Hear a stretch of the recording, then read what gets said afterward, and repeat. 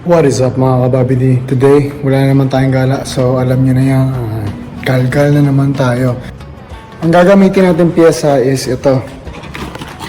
Budget Mill E-Star clutch spring para dagdag torque. Try natin, tignan natin kung good quality ba yung E-Star. Kasi na-curious ako eh. Pag hindi siya ganun ka good quality, tas good yung kanyang performance, pero mag-upgrade tayo ng Pitts bike. Anyways, ang plano ko naman is hindi ko naman i-oil change pa to. I-recycle ko lang yung ginagamit kong lang since kaka-oil change ko lang I believe 500 kilometers ago. So right now, di-drain lang natin si Stallion. Okay, tara!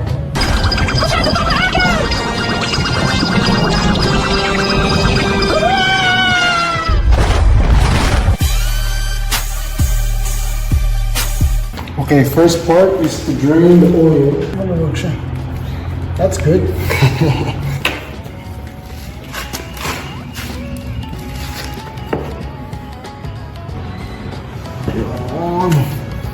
Bagong-bago pa yung langis niya, guys. Mapula pa. Ano ko lang. Ano, pula-pula pa. Tapos bumili rin pala tayo ng demagnet na drain plug.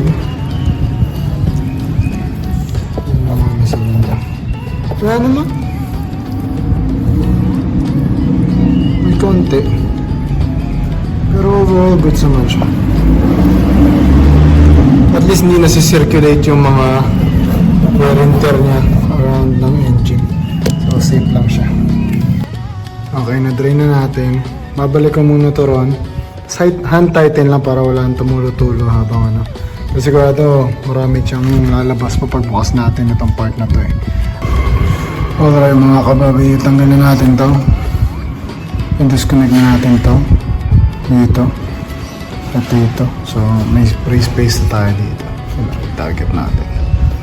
Tapos nalusin na natin to. Baklasin na natin. Tara!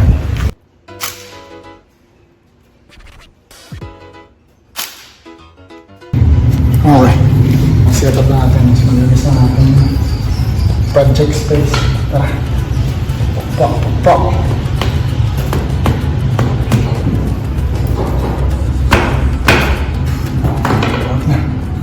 Try natin. Up to papa.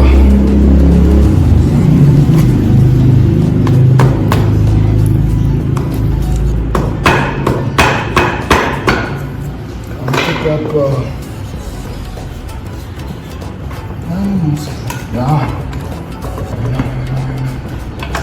Ayun. Ayun. Tara, impact na natin to.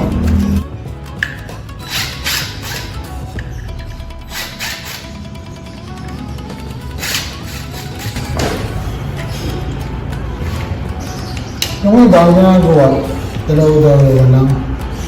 Pinapalitan nila. Para daw hindi makakunat yung clutch. Pero since nandito na tayo, try natin na ito. Hindi masaya, hindi palit. So ang tayo makita yung quality ng budget Mill. Yan. Actually hindi daw ito pang ano eh, CRF. Pang ano daw ito? Pang XR200 pero compatible daw.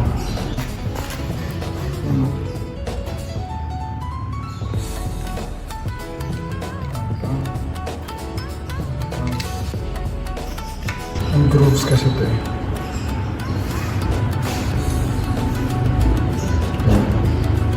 Ito.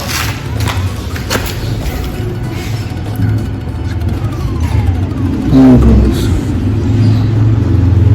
Pasok naman siya. Okay.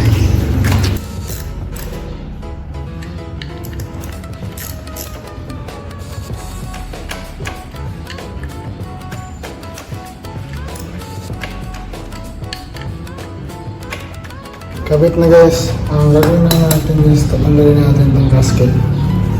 Tapos salpak-salpak na ulit.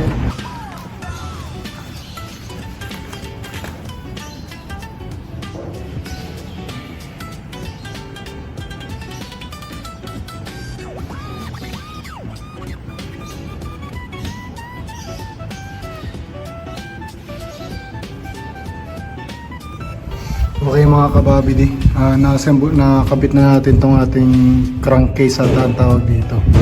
Hindi ko na na-record yung pagpatanggal natin ng tawag dito, gasket. Pero bago na gasket natin yan. Every time na bubuksan nyo to, kailangan nyo papalitan ng bagong gasket kasi para iwas leak. Masira motor natin pag natuyuan tayo. So yeah, kakabit lang natin yung mga tinanggal natin ng mga yan. Kabit natin itong brake, kabit natin itong clutch cable. Tapos, testing na natin, ha? Okay, balik tayo. Alright mga babidi, tapos natin yung start. Nakabit na rin natin yung luma nating langis. Bago-bago pa naman. Napakalinaw pa, mapula-pula. Tapos, start natin saglit. Tapos, check uli natin yung oil level kung kailangan niya ng top up. Meron naman tayo rito extra.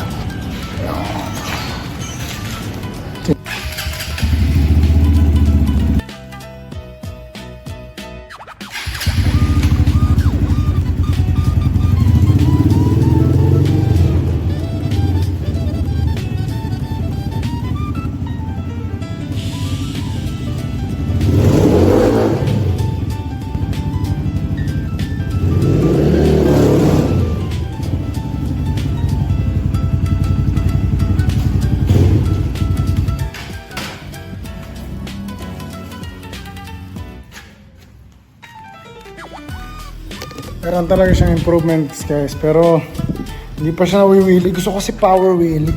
Siguro meron pa tayong mga kakalkalin sa kanya. Pero for now, that's good enough. Anyways, salamat sa panonood. If you like this video, like and subscribe. If not,